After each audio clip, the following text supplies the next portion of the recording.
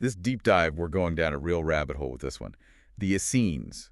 They kind of sound like, what, a secret society? Like, were they the OG Christians or something? Yeah, it's funny you should say that. There's a lot of mystery surrounding them. Right. And for a long time, we knew very little about them, almost nothing, really. Hmm. But that all changed with, you probably heard about it, the Dead Sea Scrolls. Oh, yeah, the Dead Sea Scrolls. In 1947, yeah, that was a big turning point. Suddenly we had these ancient texts hidden away for centuries, and get this, they gave us this incredible glimpse into who the Essenes really were. Like a window into the past. Exactly. Scholars now believe that a lot of those scrolls, they were actually written by Essene scribes. So combined with accounts we have from like first century historians like Josephus, we can kind of start to put together this picture of their lives, their beliefs, their practices. Okay, so Josephus, remind me who he was again. Why is his account of the Essenes, like, why is that important? Oh, he's a key figure.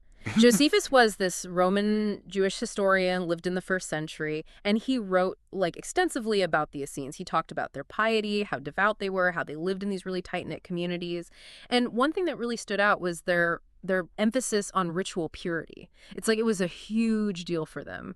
And, he portrays them with a lot of respect. He was like, these guys are the real deal. Even kings admired them. Ritual purity. I mean, that sounds kind of intense. What did that actually look like for them? Like, were they just like super into hand washing or something? It went way beyond that, actually. Okay. They believed in aligning themselves with natural law. The body was like a sacred temple, had to be treated with reverence, and that meant strict dietary practices, huge emphasis on physical health. Some even believed they could, achieve super long life through these practices. Really? So this whole like health is wealth, you are what you eat thing, this goes back like thousands of years. Yeah, you could say that. See, they saw illness, early death, all that, as a sign that humanity was out of whack, that we'd strayed too far from our natural state. And it's important to remember, the Essenes, they weren't all following the exact same playbook. Yeah. There were different groups, like the Ebionites, the Nazarenes, each with their own spin on things. Nazarenes. Now that name rings a bell. Isn't that what Jesus was called? Jesus of Nazareth? Exactly. And that's where things get really interesting. Some scholars believe that Jesus the Nazarene might have actually been connected to this Essene sect.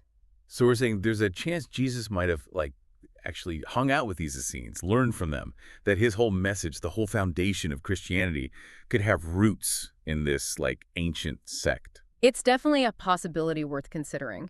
When you look at the evidence, there are some really compelling parallels between Essene practices and what we see in Jesus' teachings. Like what? Give me an example. Well, for starters, the Essenes were totally against animal sacrifice. They thought it was like barbaric, a total distortion of true faith. And they believed in a deep reverence for all life, which, if you think about it, is a huge part of Jesus' message too. Okay, yeah, that tracks. Anything else? Like any other beliefs they might have shared? This is where it gets even more interesting. The Essenes, they had these 7 core creeds, like fundamental beliefs, right? And guess what? Those creeds, they're almost exactly the same, word for word in some cases, as teachings found in the New Testament. It's like Jesus took those core Essene principles and made them a central part of his own message. Whoa, hold on. 7 Essene creeds. Are we talking about like actual written stuff here? Proof that they said the same things. Yeah, there are definitely some written parallels that scholars have found. And get this, in the book of Acts, the Apostle Paul actually admits that the first Christians, they were known as Nazarenes, openly. No way. So this connection, it wasn't even a secret back then. Why are we just hearing about this now? Well, history is messy, right? But one theory is that as the early church grew under Roman rule, there was this push to distance themselves from some of the more, shall we say, out there Essene beliefs. Out there, how? Well, think about it. The Essenes, they were all about communal living, rejecting material wealth, and some pretty intense rituals. Not exactly mainstream stuff, even back then. And eventually, their communities were wiped out, their teachings lost for centuries, so you can see how their influence might have gotten lost in the shuffle. Man, that's wild. It really makes you think about how different Christianity might be today if those Essene teachings had stuck around. But okay, if we're saying that Jesus was potentially influenced by this Essene tradition, we got to talk about one of his biggest things, his focus on simple living and, of course, that diet. So we've been on this whole deep dive into the Essenes, their history, their beliefs, but you found this, right? This interview. You're looking for something more, like how do we actually apply this stuff? And this whole Jesus diet thing, that seems like a good place to start, right? Totally. It's like if you're talking about aligning with natural law, which is what the Essenes were all about, well, what you put in your body, that's got to be step one. Yeah, for sure. Okay, so no fast food then. What was actually on the menu for this Jesus diet? Think like the opposite of processed food. The Essenes, and probably Jesus himself, they emphasize simple foods, eating in moderation. Like they'd only have 2 meals a day, max, and never stuffing themselves. Huh, 2 meals. Yep. Plus, they fasted completely on the Sabbath, really believed in the power of giving their digestion a break. Intense. Okay, so what did they eat? They were all about local and seasonal stuff, chewing their food super well, which is something we rarely think about now, right? And one of the big ones, they mostly avoided meat and fish. Okay, so kind of like what a lot of folks are into these days. Plant-based, mindful eating, all that. Exactly. It's funny how this ancient wisdom is suddenly like trendy again, right? Yeah. But the guy you shared this interview with, he actually took the plunge, tried this diet out for himself. Yeah, what happened? Well, he said he felt amazing, healthier than ever. But what's really interesting is what it did for him mentally and spiritually.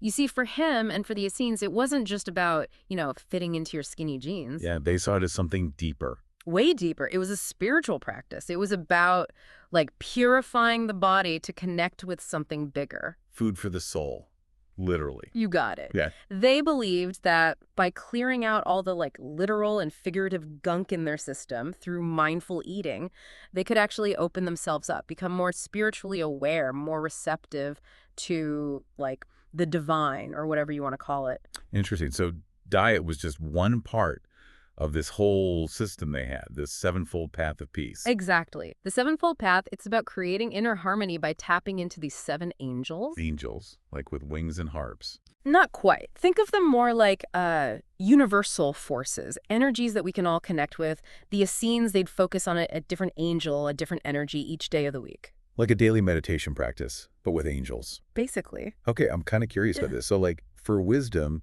what did they say about connecting to the wisdom angel? Well, the Essene Gospel of Peace, it describes the angel of wisdom as this force that washes away your fears, fills you with peace, right? And to them, true wisdom, it wasn't just about being smart. It was about aligning your actions, your words, even your thoughts with a higher purpose. Living with integrity, walking the walk, not just talking the talk. Exactly. It's about recognizing that wisdom, it's already within you and letting it guide your choices. We've gone deep here. Ancient scrolls, secret societies, diets. It's a lot. Yeah. So what's the takeaway? The Essenes, they're long gone, right? What can we learn from them now? See, that's the thing. The Essenes, they thought the world was falling apart, but not because of some prophecy or whatever. They thought it was because people had strayed too far from, their true nature. And you got to admit, looking around at the world today, it kind of feels like that sometimes, doesn't it? Yeah, a little bit. Have we totally lost our way? Maybe, maybe not. But here's the thing about the Essenes. They weren't all doom and gloom about it. They believed in taking responsibility. They were like, okay, things are messed up. But we can still choose to live differently. We can choose to create change through our own actions. So they were the original preppers, but for your soul, not your bunker.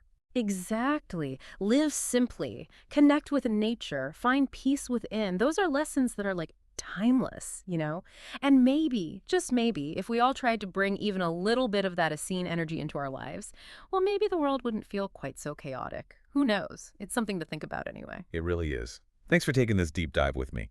Until next time.